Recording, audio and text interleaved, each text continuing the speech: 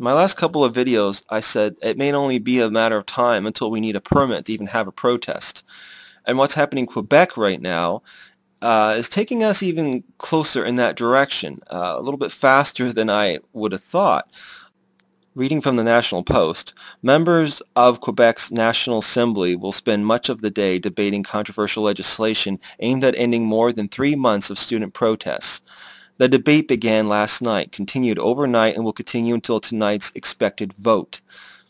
The legislation provides for fines of between $1,000 and $5,000 for any individual who prevents someone from entering an educational institution, including preventing fellow students from entering a classroom.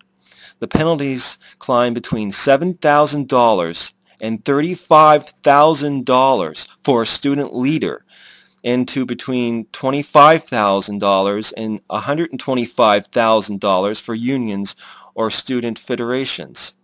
Bill 78 also lays out strict regulations governing student demonstrations, including having to give 8 hours notice for details such as the itinerary, the duration, and the time at which they are being held.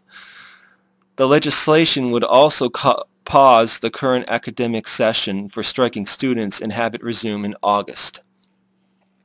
Well, this is the kind of control over protesting that I was talking about. This is definitely a step in that direction.